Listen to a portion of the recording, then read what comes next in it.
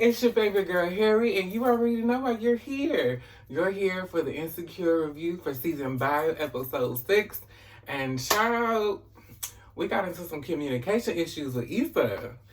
And I was disappointed. I was feeling a little bit defeated in the episode, child. But let's get into some things. So without further ado, girl, let's get into the review, girl.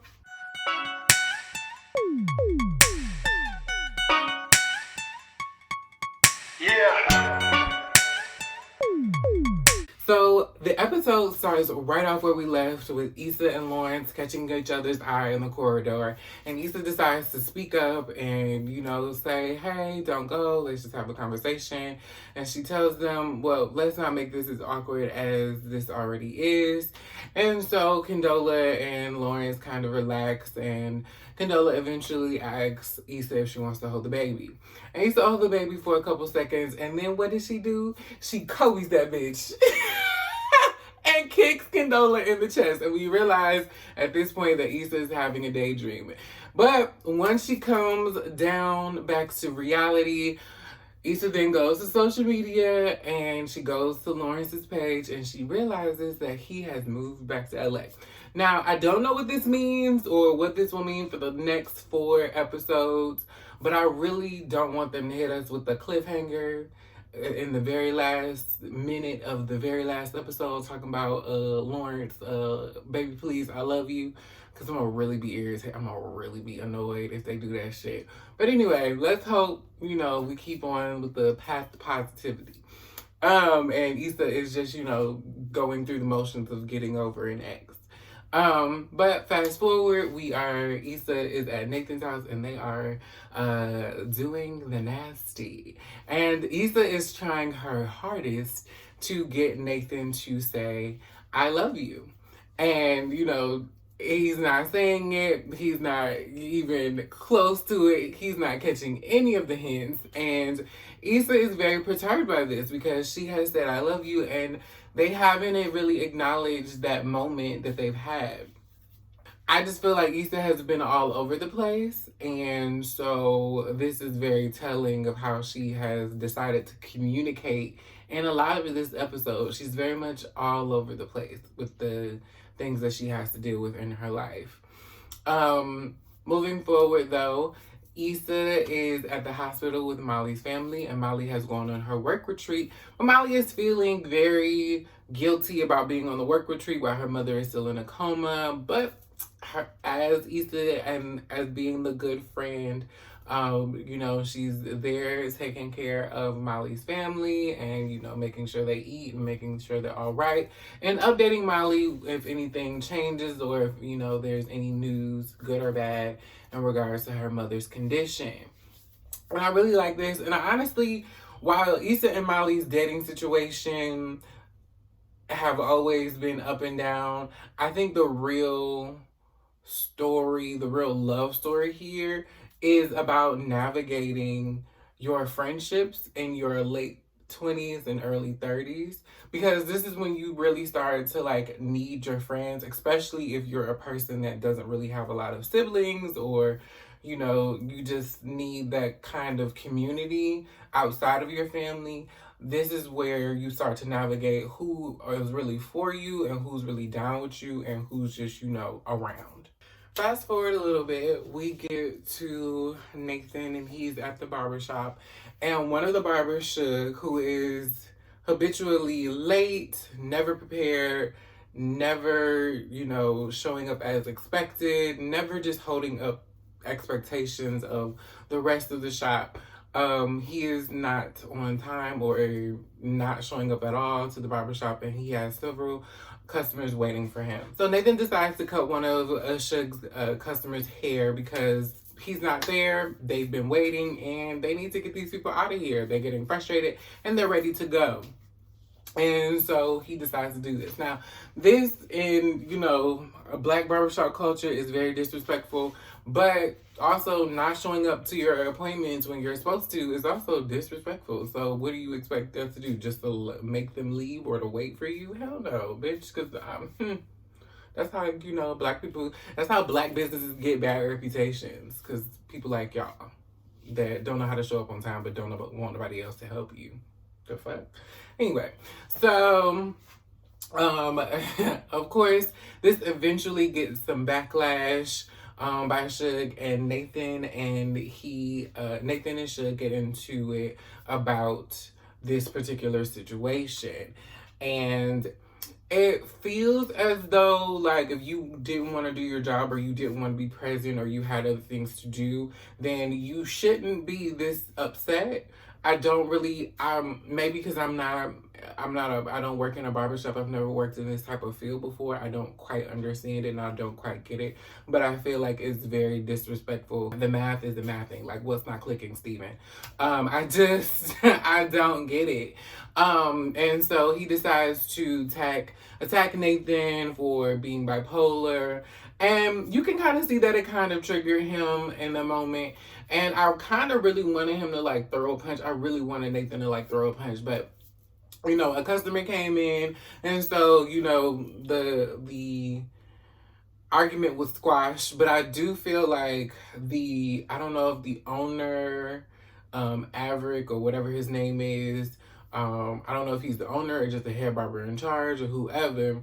I don't feel like he had his back enough. Because regardless of the clientele that you bring in, or, you know, the high profileness of the clientele that you bring in, if you are always late, if you are not reliable to, you know, your regular customers, what kind of reputation does that hold for the rest of us that don't have this high profile clientele? Like, it's not feasible. While the other barbers were, you know, defending him, the person that was really in charge should have really been like, yeah, no, this is wild. Instead of backing him up just on the basis of, you know, niggas that got money coming in. Like, no. Like, there are regular people that come in here every 2 weeks that need haircuts, and they rely on you being there. So if one of your barbers is not, you know, up to par, then they need to go, or they just need to not be a regular barber in this shop. If y'all cool like that and you want him to use your shop every now and then to, you know, take your high profile clientele, cool. But for your everyday customers that come in here regularly, he not on the list. Since you just so popping like that. Like, and, you know, they did the whole colorism thing, you know, by trying to, you know, make it about, you know, Nathan being light-skinned and, you know, try to make him the sensitive one, but he's not being sensitive. He's actually being smart. You motherfuckers are just not, y'all aren't business-minded, and that's the problem. So, further down the line, we get to Issa and her work situation with The Block. And she has recently been featured in a magazine for The Block for the monthly art walk. And so she's deciding to work with a particular, I can't remember the name of the group. But she's working with this particular clothing line and art group collective that is, you know, very prominent in the area at this point in time. And so she's trying to get all of these black artists together. And so they first are very excited. And then she, you know, tells them what organization they're with. And they're like, oh, you was the one that worked with CrenShawn on that, you know, museum situations. They were, yeah, that was us, thinking this was a positive interaction. And then it turned negative. Issa knows exactly why it has turned negative, because CrenShawn has been dragging The Block through the mud since the situation at the fashion show happened. So Issa decides to go and extend an olive branch. She takes brownies and talking about, I brought brownies. They're a family recipe, not my family, but somebody's family. And she's trying to, like, lighten the mood because she hasn't talked to CrenShawn for real since this has happened. And he, you know, goes into how Issa didn't have his back and how they really commiserated over the fact that they were both struggling and they both just needed a shot to get in the right space and to take off with their work. And so CrenShawn felt like CrenShawn felt like Issa didn't have his back enough with the Nothing But Water company. And while I understand him feeling like Issa should have had his back more, Issa was also trying to do her job. I feel like he's negating that fact that Issa was trying to do her job. So she was trying to find a good compromise between CrenShawn and the notes that she was given. Now, we don't know what those, notes were or what that compromise was because it never took place because CrenShawn decided to take it upon himself to do whatever the fuck he wanted. And while, yes, Issa was concerned, but had it gone wrong and had it not gone over well, that would have been both of their ass. Because Issa would have been, the person that, brought this, production together and, it flopped and then you would have been the flop.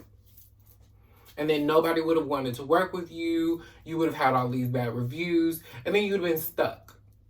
So I feel like he wants Issa to understand all of what he's, done, what he's gone through because it went well.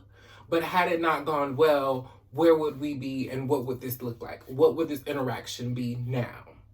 So, I don't know. I really feel like he's dragging it at this point.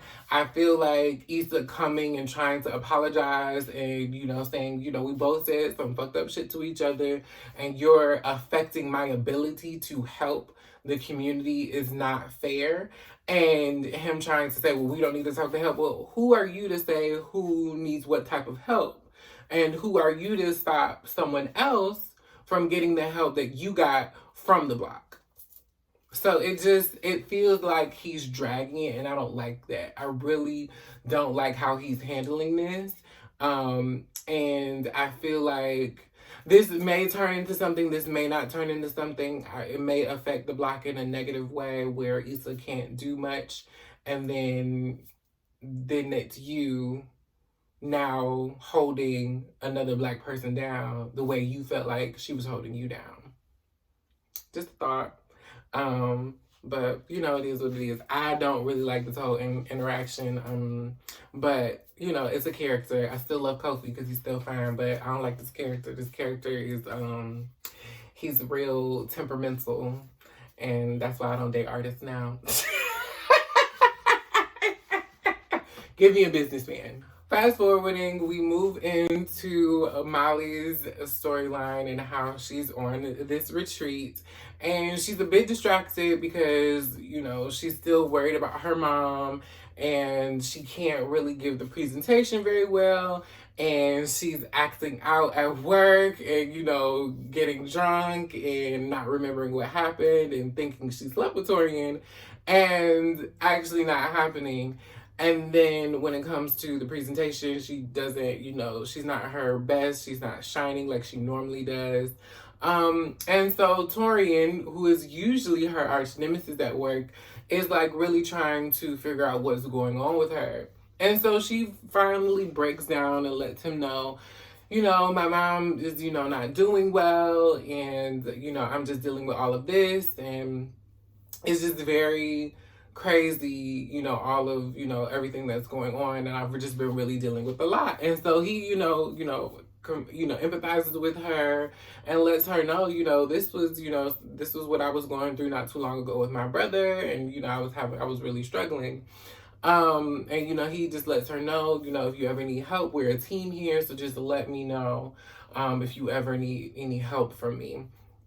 And so I thought that was really nice. And then the overall consensus about how Molly has changed and evolved also as reflected in her relationship with her work associates, because they really like her now. And, we remember when she first started at the all-Black firm, they was looking at her like, girl, we not fucking with you. But they really like her now. And I think it has a lot to do with how Molly has decided to change her interactions with people. So I'm really happy for her in this area. And I'm really happy for the fact that she was able to kind of have this, dialogue with someone that she doesn't necessarily hasn't necessarily been known to get along with like Taurean. Now, do I feel like this is the leading down a road of love interest? Possibly, but who knows? We'll see. We'll see. Because, Molly's out here, giving the cat away, writing faces. So, anything is possible in season 5.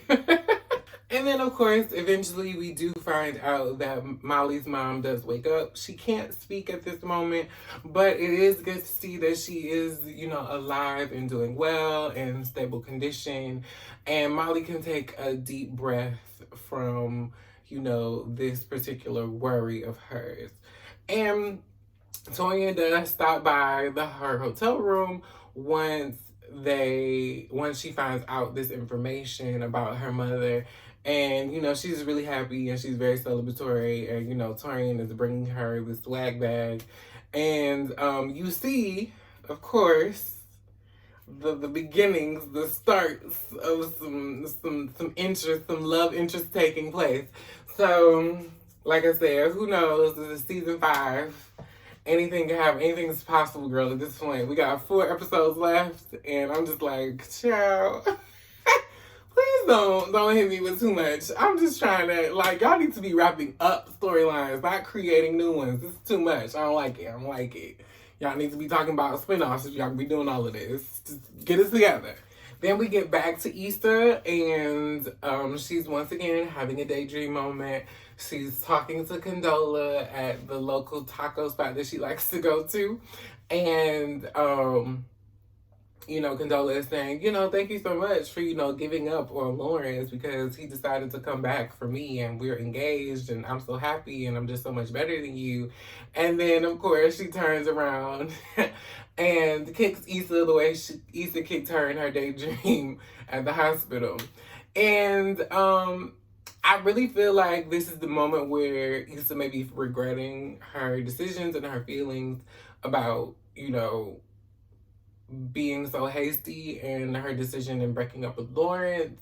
And, now that she's seen him with his baby and how good he's doing and, all of, the transformations that he's making, I think she's having second thoughts. And essentially because she's also having these feelings in regards to Nathan and how he hasn't acknowledged that, she said, I love you and all that stuff. And so once she does get to Nathan's house, first they were, having, just, light conversation because they were having dinner together. And Nathan brings up the fact that, the whole barbershop may not be working out for him and maybe California isn't working out for him either. And so Issa, is taking this to heart because once again, he dipped out on her before. And so you can't blame her for having those feelings of, okay, so you're vocalizing that you don't want to be here. You're vocalizing that this may not be working out. So are you telling me that you are just ready to go and give up on this? Because honestly, that's what she was feeling. And she did say that. But then, of course, Nathan does, let her know, one minute you're crying that you don't want me here. The next minute you're letting me know that you do want me. And then the next minute you're, telling me you love me, telling me you want to take it slow. And then the next minute you're telling me that you love me. And it's all not making sense. You're all over the place. And while I understand that, yes, these are things that Issa has done and she's not very clear in her feelings and her intentions, you also did not say at any point, stop any of these things from happening. You were the one that initiated the boyfriend conversation. You were the one that just let the I love you be the I love you and didn't go. You were the one that honestly caused this trajectory. Because honestly, I feel like when you stated that you were my boyfriend, I feel like it was okay for me to then say I love you. Because the fuck, I'm not saying, y'all not telling no nigga he my boyfriend, or I'm not letting no nigga call himself my boyfriend and then I can't say I love you. That's wild. And the fact that you can't say it back to me, that's also wild. Where are we here? Once again, it's not, what's not clicking, Steven? I don't get it. I was like the math, not math thing. Like it's not making sense to me. So while I feel like Issa does have to be held accountable for her lack of communication and her general sporadic not being clear with her feelings, he also needs to take accountability for kind of putting this in motion. Me saying we're taking it slow, and then you saying telling my mama you my boyfriend, and kind of having a meeting with her.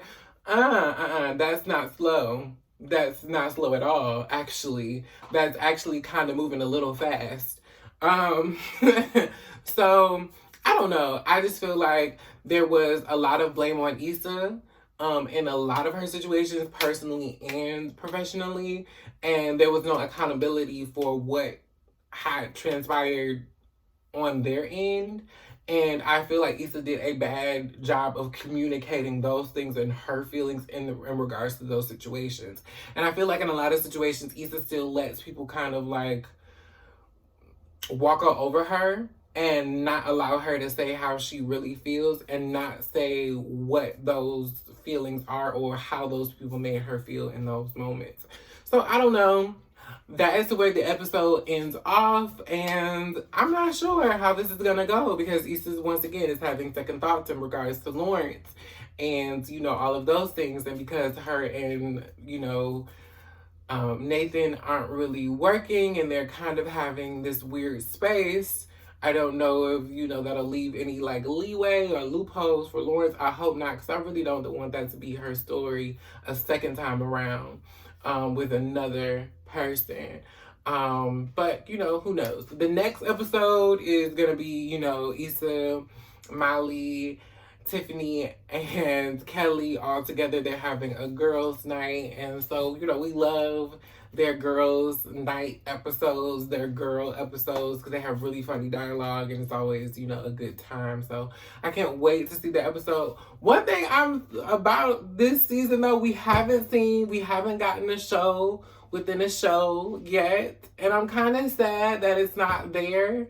Because I've gotten used to it, and it's been a part of the show for so long, and I'm sad that it's not in this last season because we're in episode 6 at this point and we haven't seen it yet. So maybe we'll see it in this next episode, maybe we won't, maybe they just decided to cut it all out together, but who knows. Maybe they just wanted to focus on the characters and tying up these knots in their storylines before episode 10. Who knows?